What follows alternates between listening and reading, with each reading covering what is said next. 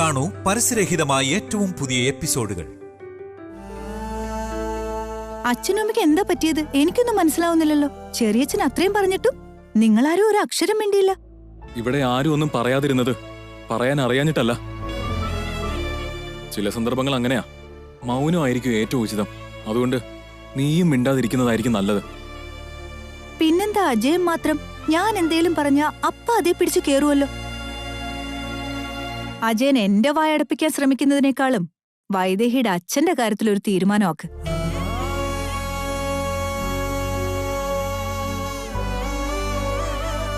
അവര് പട്ടിണിപ്പാവങ്ങളാണല്ലോ. എന്ത് സംഭവിച്ചാലും ഒരു അക്ഷരം മിണ്ടില്ലെന്നാ ഞാൻ കരുതിയേ. മോളുടെ ജീവിതം തകരാൻ പോവാന്നറിഞ്ഞതും ഉള്ളിൽ ഉറങ്ങിക്കിടന്ന സിംഹം സടകുടം എഴുന്നേറ്റില്ലേ? ഇതിലൊരു തീരുമാനം അറിയുന്നതുവരെ ഇനി ആ സിംഹം അടങ്ങിയിരിക്കൂ?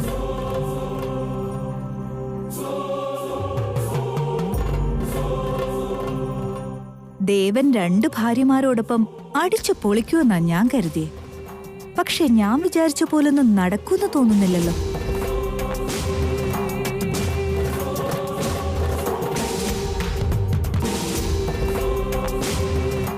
പ്രശ്നം ഗുരുതരമാണ്. അതുകൊണ്ട് ഇനി ഇത് ഒത്തിരി വലിച്ചു നീട്ടാൻ നിൽക്കണ്ട. കഴിയുന്നത്രയും പെട്ടെന്ന് ഒരു തീരുമാനം ഉണ്ടാക്കാൻ നോക്കണം.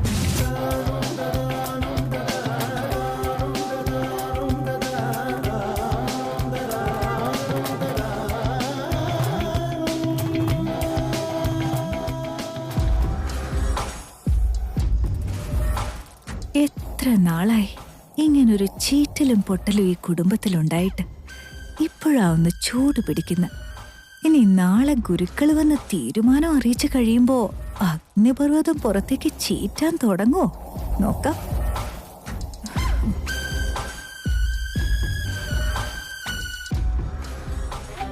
വൈദേഹി ഒരു കൂസലും ഇല്ലാതെ എത്ര ധൈര്യത്തിലാ നിൽക്കുന്നെ. പക്ഷെ അവളുടെ അച്ഛൻ അമ്പിനും വില്ലിനും അടുക്കുന്നില്ല.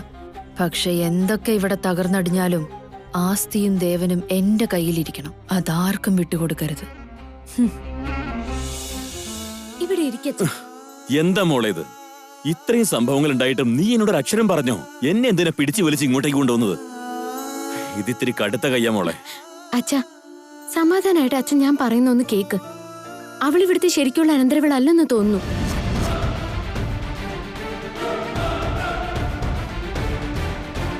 ആണോ മോളെ? തെളിവുകളുണ്ട് അച്ഛാ. അവൾക്ക് എന്തോ പ്ലാൻ ഉണ്ട്. അതിനു വേണ്ടി അവൾ ഇവിടെ കയറി കൂടിയിരിക്കുന്നത്. അപ്പൊ ഇക്കാര്യം വീട്ടിലുള്ളവരോട് പറഞ്ഞില്ലേ? പറഞ്ഞിട്ടും ആരും ഒന്നും വിശ്വസിക്കാൻ തയ്യാറല്ല. അങ്ങനെ അവൾ അവരെ മയക്കി വെച്ചിരിക്കാം. ചില തെളിവുകളൊക്കെ കിട്ടിയെങ്കിലും അതെല്ലാരെയും കാണിക്കുമ്പോഴേക്കും ഇടയ്ക്ക് വെച്ച് എങ്ങനെയോ മാറിപ്പോവാ. ഇപ്പൊ നമ്മൾ എന്താ ചെയ്യാ മോളെ? ഒന്നും സംഭവിക്കില്ല അച്ഛാ. നാളെ രാജഗുരുക്കള് ഒരു തീരുമാനം അറിയിക്കുന്നല്ലേ പറഞ്ഞത്. രാജഗുരുക്കള് പറയുന്നത് സത്യം മാത്രമായിരിക്കില്ലേ? അങ്ങനെയാണെങ്കിൽ എന്റെ കാര്യത്തിലെല്ലാം സത്യമാണല്ലോ. അപ്പൊ എനിക്ക് അനുകൂലമായിട്ടേ പറയൂ. അവള് കള്ളിയാണെന്ന് ഗുരുക്കൾക്ക് മനസ്സിലായിക്കോളും. ആർക്കറിയാം മോളെ, എനിക്കിതൊന്നും അത്ര ശരിയായിട്ട് തോന്നില്ല. അച്ഛാ, ഒന്നുകൊണ്ട് അച്ഛൻ പേടിക്കണ്ട. ശരിക്കും പേടിക്കേണ്ടത് ഞാനായിട്ടും എല്ലാം ശരിയാവുന്ന എന്റെ മനസ്സ് പറയുന്നത്. അച്ഛാ, ഞാൻ പറയുന്നതൊന്ന് കേക്കച്ഛാ. ദേവേട്ടന്റെ അച്ഛനോടും അമ്മയോടും അതിര് കടന്നൊന്നും പറയണ്ട. കഴിഞ്ഞതൊക്കെ ഓർത്ത് അവരും ആകെ ധർമ്മസങ്കടത്തിലാണച്ചാ. ഇനിയുള്ളതൊക്കെ നാളെ ഗുരുക്കള് വന്നിട്ട് നോക്കാം.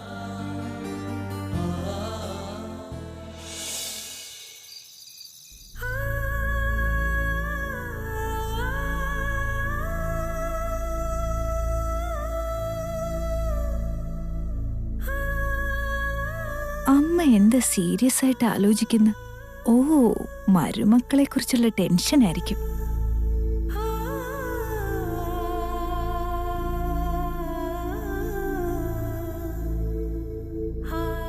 എന്താ അമ്മയ്ക്ക് പറ്റിയേ?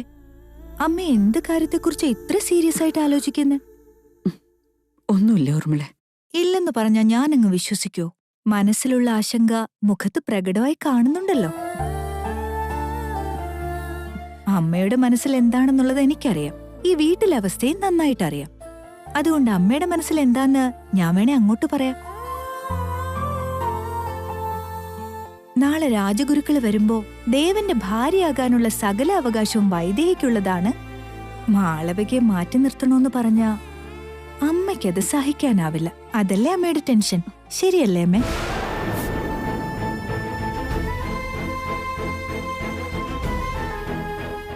അതാണെന്ന് എനിക്കറിയാലോ. അമ്മ എനിക്ക് മനസ്സിലാവും. ഞാൻ അമ്മയെ കാണാൻ തുടങ്ങിയിട്ട് എത്ര കാലമായി, എന്നിട്ട് ഇതുപോലും മനസ്സിലാക്കാൻ എനിക്ക് കഴിയില്ലെന്നാ.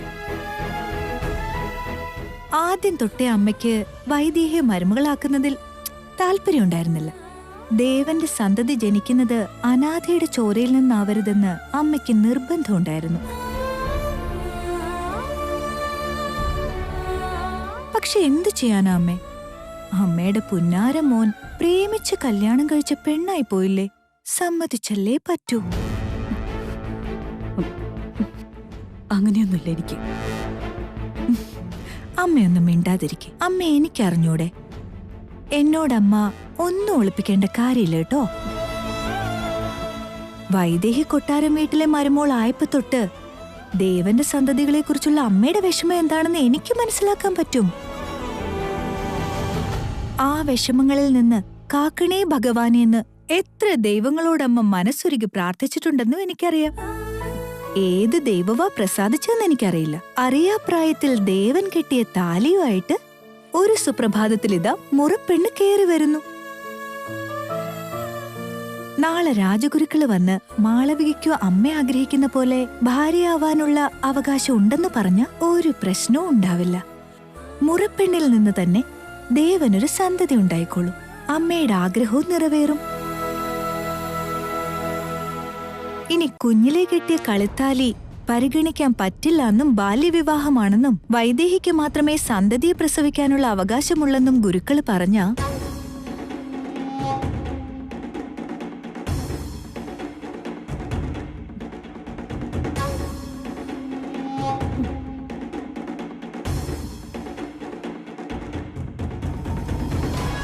ഏതോ ഒരു ദുഷിച്ച രക്തത്തിലുണ്ടാവുന്ന അനന്തരാവകാശിയെ കിട്ടും.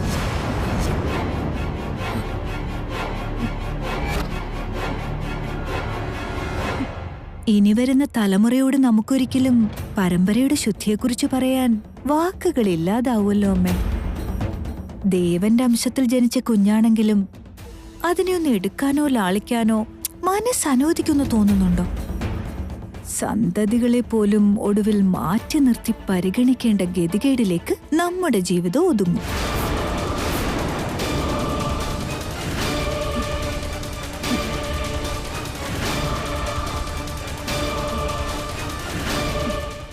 നമുക്കേ മാളവികയിൽ ദേവനൊരു കുഞ്ഞ് ജനിക്കാൻ എന്താ വഴിയെന്ന് ബുദ്ധിയോടെ ഒന്ന് ചിന്തിച്ചൂടെ?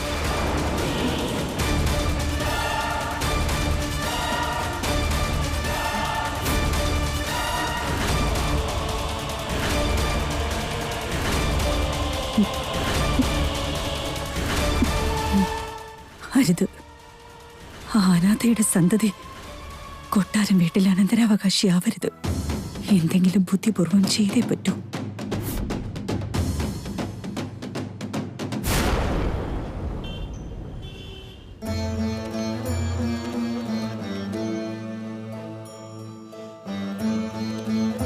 പറഞ്ഞോളൂ കൗസല്യാമ്മേ, എന്താണ് ഈ അസമയത്ത് ഇങ്ങോട്ടേക്ക്?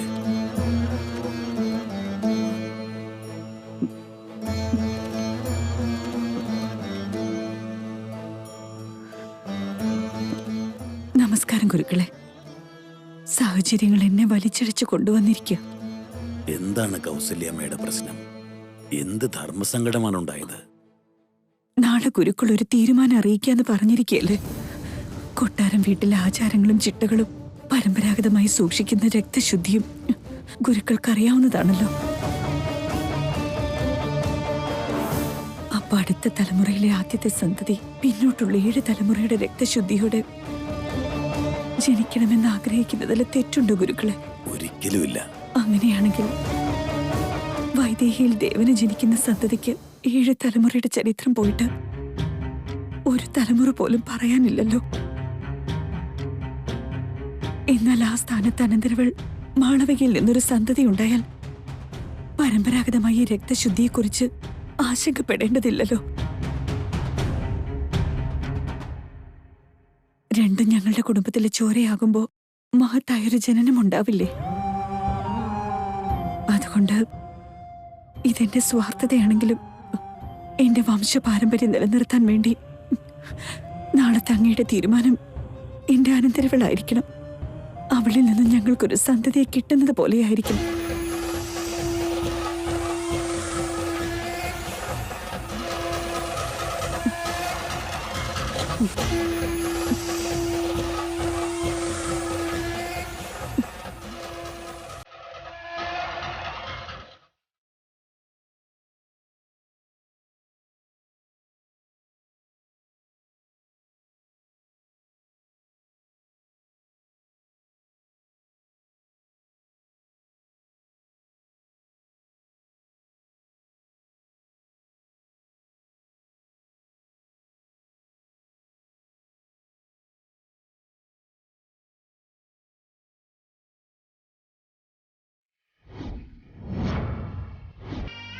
ഇഷ്ടകാമ്യാർത്ഥ ഫലസിദ്ധിരസ്തു.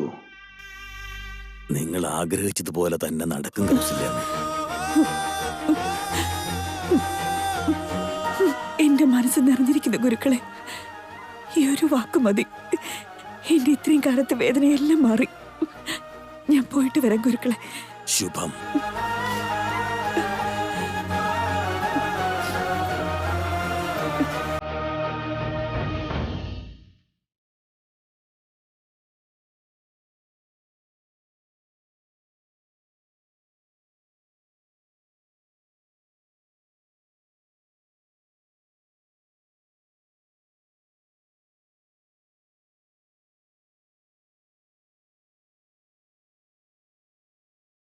ശിഷ്യ,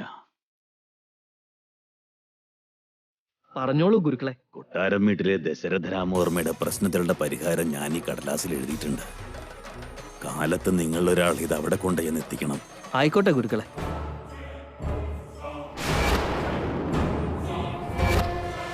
വൈദേഹി മാത്രമാണ് ദേവന്റെ ഏക ഭാര്യ. ഇതെന്താ ഗുരുക്കളെ ഇങ്ങനെ എഴുതിയിരിക്കുന്നത്? കൗസല്യാമ്മ മാളവികയിൽ ഒരു കുഞ്ഞു വേണമെന്നല്ലേ ആവശ്യപ്പെട്ടത്? ആഗ്രഹിക്കണ പോലെ നടക്കുന്ന അനുഗ്രഹിക്കുകയും ചെയ്തിട്ട് വൈദേഹി മാത്രമാണ് ദേവന്റെ ഭാര്യ എന്ന് എഴുതിയത്.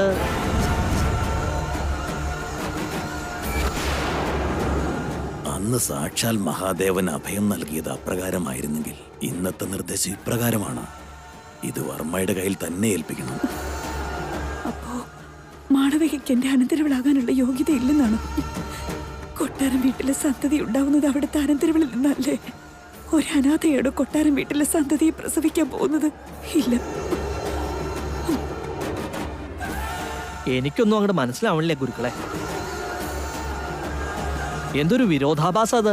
രണ്ട് സാഹചര്യത്തിൽ രണ്ടു തരം തീരുമാനങ്ങൾ. വൈദേഹി മാത്രമാണ് ദേവന്റെ ഭാര്യയെങ്കിൽ കൗസല്യാമ്മയോട് പറഞ്ഞ പോലെ അനന്തരവൾക്ക് ദേവന്റെ സന്തതി ഉണ്ടാവാൻ സാധ്യതയില്ലല്ലോ. ചില സന്ദർഭങ്ങളിൽ ആ ഭഗവാന്റെ തീരുമാനങ്ങൾ മനുഷ്യന്റെ ചിന്തയിൽ എത്തുകയില്ല. മറുചോദ്യം ഉന്നയിക്കാതിരിക്കുക, അന്ധമായി വിശ്വസിക്കുക. മഹാദേവന്റെ തീരുമാനങ്ങളെ ശിരസാ വഹിക്കേണ്ടവരാണ് നമ്മൾ. ഗുരുക്കൾ ധ്യാനത്തിലിരിക്കുകയാണ്. എത്തിപ്പെടാൻ സാധിക്കില്ലെന്ന് ദശരഥനോട് പ്രത്യേകം പറഞ്ഞിട്ട് വേണം ഇത് കൊടുക്കാൻ. അങ്ങനെ ആയിക്കോട്ടെ ഗുരുക്കളെ. എനിക്കൊന്നും മനസ്സിലാവുന്നില്ലല്ലോ ഈശ്വര.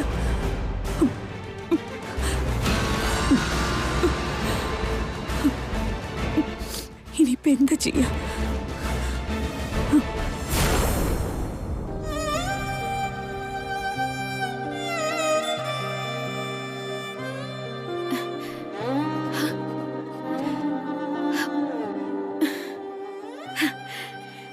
ഭയങ്കര ക്ഷീണം. ഇവിടെ ഇരിക്കായിരുന്നോ? ദേവേട്ടനെ തിരഞ്ഞ് ഞാൻ വീട്ടിലും പുൽത്തകിടിയിലും ഒക്കെ അലഞ്ഞു. എവിടെയും കണ്ടില്ല. ഒടുവിൽ ഈ പടി കയറിയപ്പോഴേക്കും ക്ഷീണായിപ്പോയി. ദേവേട്ടൻ ഇവിടെ എന്തെടുക്ക?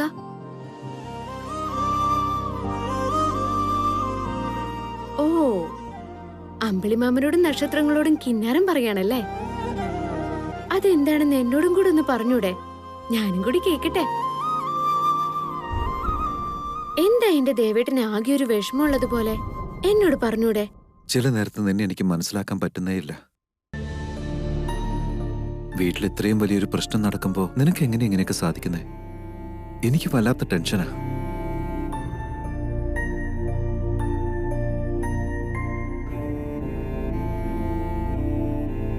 നിന്റെ അച്ഛൻ വന്ന് ഇവിടെ ബഹളം ഉണ്ടാക്കിയതിൽ പിന്നെ ഇവിടെ എല്ലാവരും ടെൻഷനില്ല. നാളെ ഗുരുക്കൾ എന്ത് പറയുന്നു ഓർത്ത് എല്ലാവരും വിഷമിച്ചിരിക്കുക. നീയാണെങ്കി ഇവിടെ ഭർത്താവിനോട് കിന്നാരം പറഞ്ഞു നടക്കുന്നു.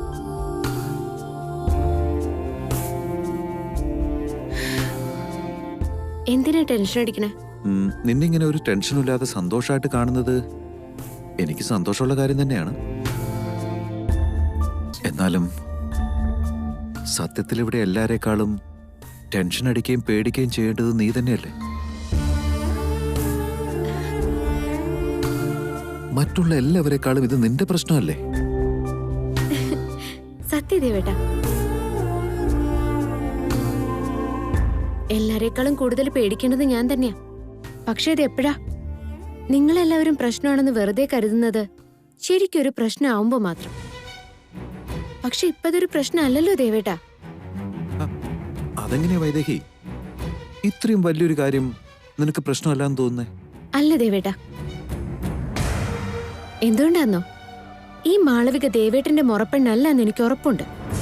ചെറുപ്പത്തിൽ ദേവേട്ടൻ അവളുടെ കഴുത്തിൽ താലിയൊന്നും കെട്ടിയിട്ടുമില്ല.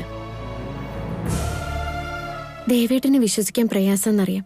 പക്ഷെ എനിക്ക് വിശ്വാസമുണ്ട്. ദേവേട്ടനോട് തെളിയിക്കാൻ പറ്റിയില്ലെങ്കിലും എന്റെ സ്ഥാനം ഉറപ്പിക്കാനുള്ള എല്ലാ തെളിവുകളും എനിക്ക് കിട്ടിയിട്ടുണ്ട്. അതുകൊണ്ടാ നിങ്ങളെല്ലാവരെ പോലെ ഞാനും ടെൻഷൻ അടിക്കാതെ സമാധാനമായിട്ട് ഇരിക്കുന്നത്. ദേവേട്ടന് വേറൊരു കാര്യം അറിയോ? നാളെ രാജഗുരുക്കള് നമ്മുടെ പ്രശ്നത്തിനൊരു തീരുമാനം ഉണ്ടാക്കാൻ പോവല്ലേ? ആര് പറഞ്ഞു? ഞാൻ കേട്ടു.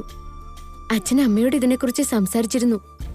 രാജഗുരുക്കള് സത്യം മാത്രമല്ലേ പറയാറുള്ളൂ, ന്യായം മാത്രമേ ചെയ്യാറുള്ളൂ. അതുകൊണ്ട് എന്റെ പേര് മാത്രമേ പറയൂ. ആ കള്ളി മാളവികയുടെ പേര് പറയാൻ ഒരു ചാൻസും ഇല്ല. അതുകൊണ്ടിനി ആ പ്രശ്നത്തെക്കുറിച്ചുള്ള ചിന്ത തലേന്നെടുത്ത് മാറ്റിയിട്ട് സമാധാനമായിട്ടിരുന്നു. നോക്കിക്കേ, ഇന്ന് പൂർണ്ണചന്ദ്രനെ ഉദിച്ചിരിക്കുന്നത്.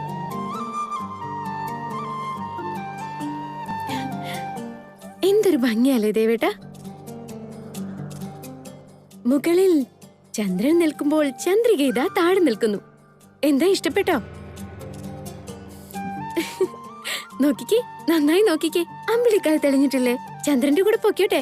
അത് ഈ ചന്ദ്രികയെ കൂടെ കൂട്ടാൻ തോന്നുന്നുണ്ടോ?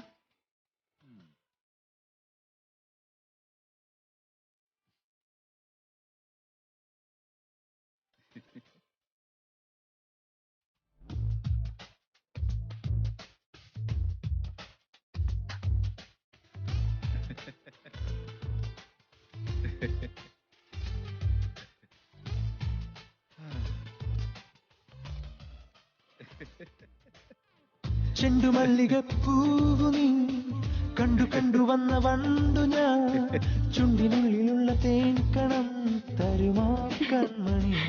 അങ്ങനെ വാ, ഇപ്പോഴാണ് ഈ ചന്ദ്രികയുടെ ചന്ദ്രനായത്.